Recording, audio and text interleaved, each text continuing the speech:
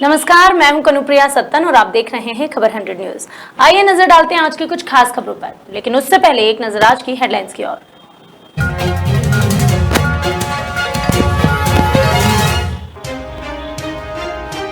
Madhya Pradesh CM Shivraj की बैठकों का दौर जारी, बढ़ते कोरोना को देखते लिया कड़ा फैसला, 60 घंटे का लॉकडाउन।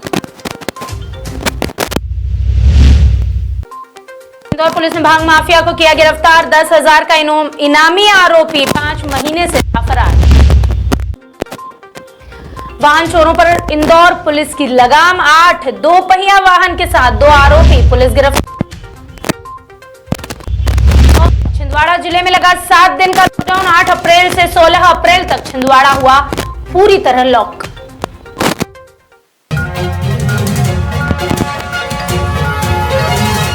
जैसे कि हमने अभी आपको बताया कि गुरुवार को मुख्यमंत्री शिवराज सिंह चौहान ने स्मार्ट सिटी में पार्क लगाया था। पार्क में उन्होंने एक अशोक का पौधा लगाया था। इस दौरान उन्होंने मीडिया से बातचीत की थी, जिस दौरान उन्होंने कहा कि अब मध्य प्रदेश के सभी शहरों में शुक्रवार शाम 6 बजे से लेकर सोमवार सुबह 6 बजे तक का लॉकडाउन रहेगा।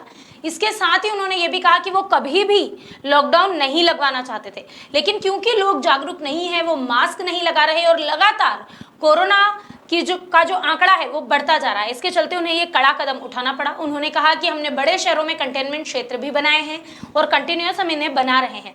साथ ही मुख्यमंत्री शिवराज की अगर माने तो उन्होंने कहा कि निःशुल्क इलाज में जितनी गुंजाइश होगी कसर नहीं छोड़ी जाएगी। उन्होंने प्रदेश में ऑक्सीजन की कमी को लेकर भी बात की। उन्होंने कहा कि ऑक्सीजन की कमी नहीं आने दी जाएगी, दवाइयों की कमी ना रहे, इसका भी इंतजाम किया जा रहा है।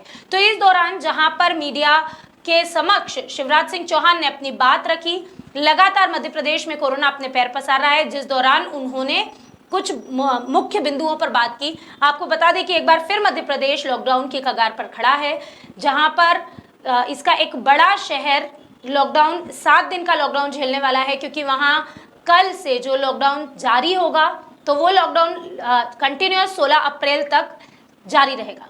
कोविड की भी मैंने उच्च स्तरीय समीक्षा की है और पूरे मध्य प्रदेश में सभी शहरों में शुक्रवार को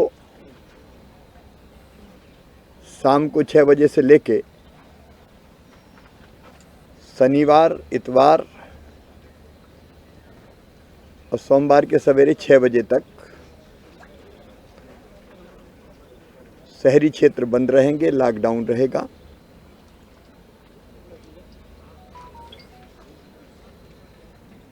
बाकी जिन शहरों में संकट पेशेंट्स की संख्या का बढ़ा है, वहाँ क्राइसिस मैनेजमेंट ग्रुप की बैठक करके वो आवश्यक और उपयुक्त फैसला करेंगे। हम बड़े शहरों में कंटेनमेंट एरिया भी बना रहे हैं। इंदौर की छतरीपुरा पुलिस ने भांग माफिया को गिरफ्तार किया है। दरअसल पिछले दिनों पुलिस ने अवैध रूप से संचालित हो रही एक भांग की दुकान पर दबिश दी। इस कार्यवाही में पुलिस ने काफी मात्रा में अवैध भांग को बरामद किया था, लेकिन मुख्य सरगना मंजूर भांग वाला फरार चल रहा था। अब पुलिस ने मुखबिर की सूचना के आधार पर मंजूर को गिरफ्तार कर लिया। आपको बता दें कि मुख्य सरगना मंजूर पर 10,000 का इनाम घोषित किया गया था। वो पिछले 5 महीने से लगातार फरार था। हालांकि पुलिस ने आरोपी को गिरफ्तार कर लिया है और उससे पूछताछ कर रही है।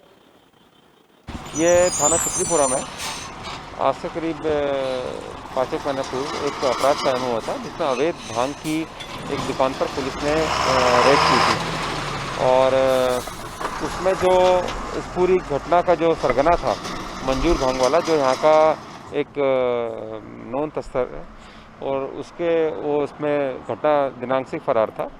पुलिस ने आज उसको दबिश देके पकड़ा है और इसमें जो इनाम भी था 10,000 रुपये का, और पुलिस की काफ़ी अच्छी सफलता है और जो भी इस टीम में जिसको ने भी पकड़ा है उसको पुलिस पुरस्कृत करेगी। इंदौर में वाहन चोरी की वारदातें लगातार बढ़ रही है। इस पर अंकुश लगाने के लिए पुलिस सक्रिय है। इस कड़ी में तुकोगंज थाना पुलिस ने 2 वाहन चोरों को गिरफ्तार किया है। बताया जा रहा है कि ये जो आरोपी पकड़ाए गए हैं, मयंक जैन और स्वतंत्र वर्मा, वो इंदौर में चोरी की वारदातों को अंजाम देते थे। इसके बाद आसपास के ग्रामीण इलाकों में 2 पहिया वाहन सस्ते दामों में बेच दिया करते थे। फिलहाल पुलिस ने आरोपियों के पास से 8 2 पहिया वाहन बरामद किए। वहीं पुलिस उनसे पूछताछ भी कर रही है, जिसमें कई बड़े खुलासे होने की भी उम्मीद है।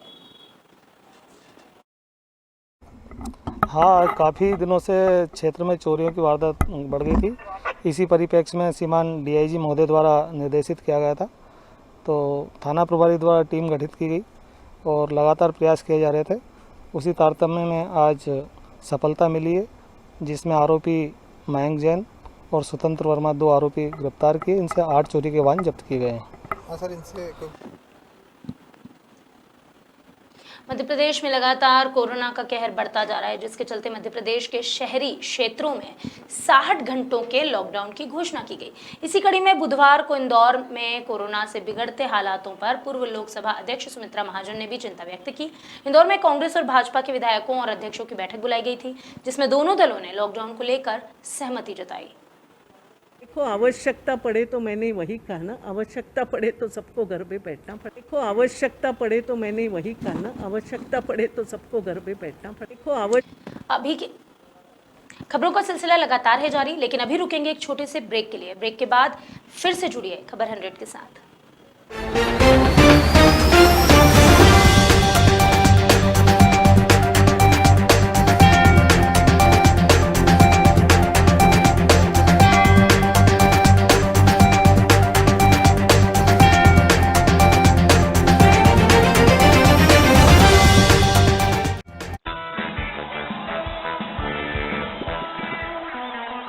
नमस्कार, मैं हूं मुग्धा गोडसे और आप देख रहे हैं खबर 100।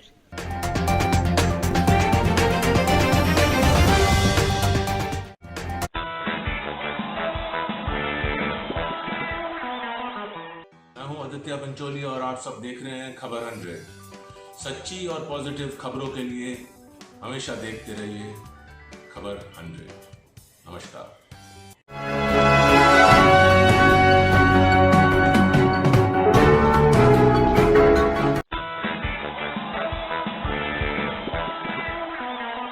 हाय, मैं हूं अंकुर भाटिया और आप देख रहे हैं खबर 100।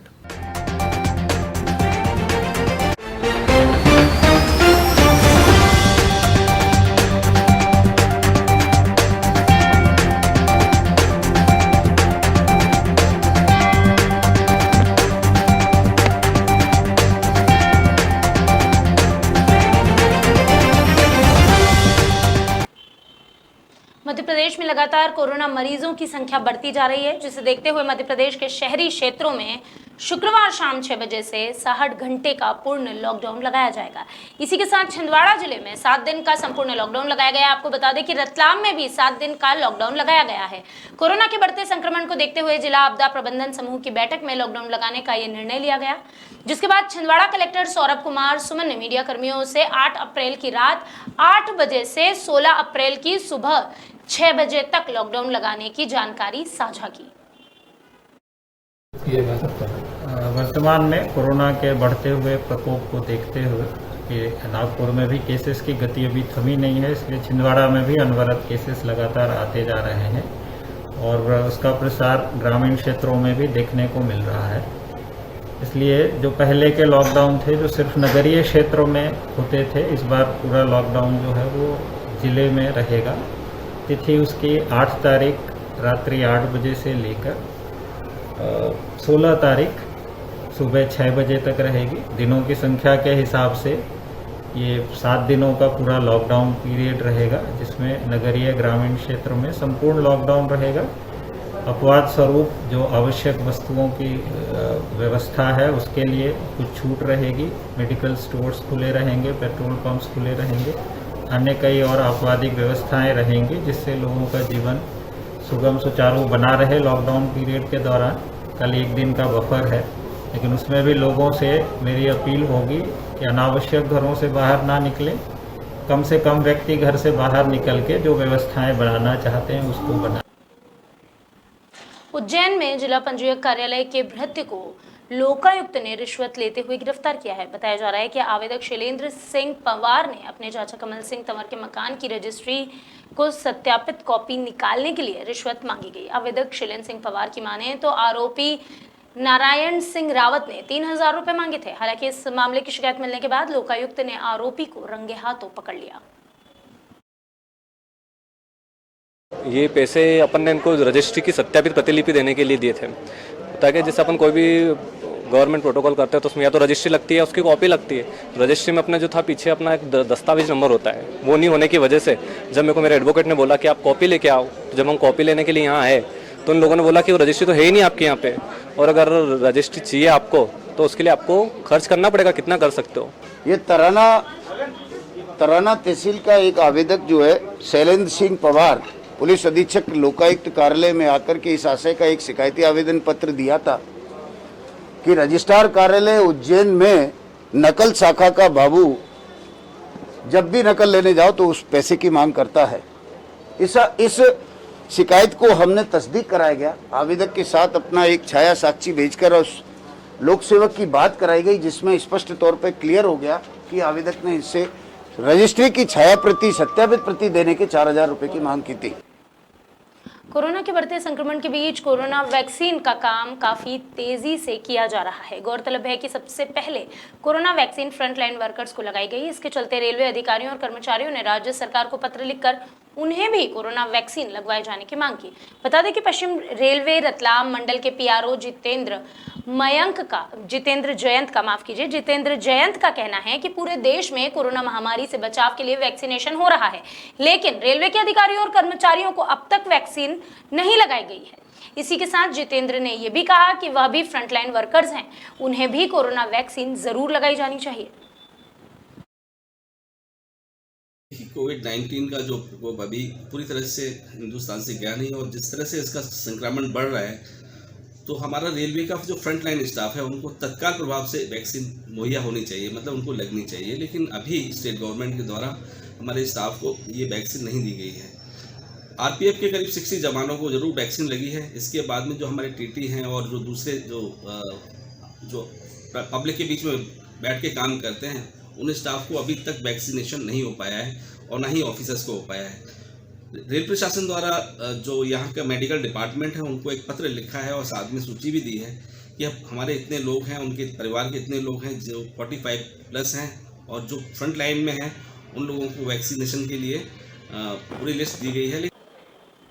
इंदौर के तेजाजी नगर थाने पर एक अनोखी प्रेम कहानी जा पहुंची। बताया जा रहा है कि बचपन से चले आ रहे प्यार में जब कोई तीसरा आया तो प्रेमी ने उसे समझाया, लेकिन वो नहीं माना, जिसके चलते प्रेमी ने उस युवक की पिटाई कर दी। अब प्यार में पागल युवक झूठी कहानी यानी कि लूट की कहानी का षड्यंत्र रचकर थाने पहुंचा और रिपोर्ट दर्ज कराई। पुलिस के अनुसार फरियादी बनकर आए युवक ने बताया कि उसके साथ कुछ लोगों ने लूट की घटना को अंजाम दिया है। उसकी बाइक भी गड्ढे में ले जाकर फेंक दी। इतना ही नहीं, 7,000 रुपए भी लूट लिए। फरियादी की माने तो वह आरोपियों को जानता था। इस पर पुलिस को शक हुआ। पुलिस घटनास्थल पर पहुंची, तभी इस मामले से जुड़ी पूरी सच्चाई पुलिस के सामने आ गई। थाना प्रभारी आरडी कानवा की अगर माने तो पिटाने के बाद फरियादी सीधे तौर पर शिकायत करता तो लड़की का नाम आता। इसके चलते उसने लूट की एक कहानी बना दी और अब पुलिस दोनों के खिलाफ कार्यवाही कर रही है। एक युवक ने पहले थाने पर आकर शिकायत की कि उसके साथ में किसी ने 7,000 रुपये छीन लिए हैं और उसकी गाड़ी को तोड़ दिया है। तो लेकिन चूंकि रिपोर्ट लूट के मामले में गाड़ी को ले जाके गड्ढे में फेंकना और फिर तोड़फोड़ करना ये थोड़ा संदिग्ध प्रतीत हुआ, लेकिन उसके साथ में ये भी तय था कि मारपीट हुई थी और मारपीट के साक्ष्य भी पाए गए थे। पुलिस द्वारा तत्परता से जब उसमें मौके पर जाकर चेक किया गया, कार्रवाई की गई, तो दूसरी घटना सामने आई जिसमें पाया गया कि जो युवक है वह एक शोरूम में काम करता है, वाहन के शोरूम में काम करता है और वहीं एक लड़की भी रहती है, उससे उसकी दोस्ती हो गई और उसी दोस्ती के खिलाफ जो है उसका जो पूर्व में लड़की से संबंधित जो उसका दोस्त था उसके द्वारा जो है उसको रोककर अपने दोस्तों के साथ में रोककर मारपीट की गई और बताया गया कि वो उससे बात न करें। इस बात को लेकर इनके झगड़े हुए थे।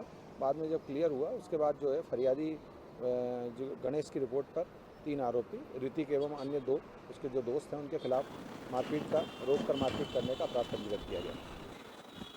इंदौर के थाना भंवरकुआं क्षेत्र में रहने वाली हेमा नाम की महिला के साथ धोखाधड़ी का मामला सामने आया। हेमा की दोस्त रिया ने हेमा को नौकरी का लालच दिया। उसका पति दुबई में नौकरी करता है, वहां हेमा की भी नौकरी लगवा देगी, ऐसा हेमा को कहा गया। इसके बाद 4 लाख रुपए देने होंगे, जिसके बाद नौकरी के नाम पर हेमा ने टुकड़ों में करीब 4 लाख रुपए रिया को दिए, लेकिन पैसे लेने के बाद रिया आनाकानी करने लगी, जिसके बाद हेमा ने भंवरकुआं थाने में रिया की रिपोर्ट दर्ज करवाई है। पुलिस ने इस मामले को संज्ञान में लेकर जांच शुरू कर दी है। ये महिला है आवेदिका हेमा पिता हुकुमचंद नानी। ये लखनऊ में नौकरी करती थी, लेकिन लॉकडाउन के कारण इंदौर आ गई थी। इंदौर आके ये कंपनी का काम अपने घर से करने लगी, तो इसका परिचय किसी तरह एक रिया नाम की लड़की से हुआ।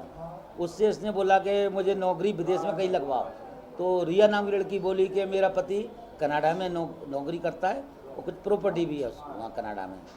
तो उसने कनाडा में नौकरी लगवाने के नाम पे रिया ने अपने खाते में इससे हेमा से पैसे डलवा लिए। इसने मोबाइल से जो ट्रांसफर किया था, हाँ गूगल पे ट्रांसफर किया था, उससे करीब 4 लाख रुपए उसने डलवा। ये अपने 420-406 के अंदर आरोपी लखनऊ की है। इसमें परमिशन लेके अपने वरिष्ठ अधिकारियों से परमिशन लेके लखनऊ जाएंगे। हिरासत में मुकदमा कहेंगे तो हिरासत में लेंगे। मेरा नाम ASI अशोक शर्मा। अभी के लिए बस इतना ही, लेकिन खबरों का सिलसिला लगातार रहेगा जारी। जुड़े रहिए खबर 100 न्यूज के साथ, जनता की बुलंद आवाज।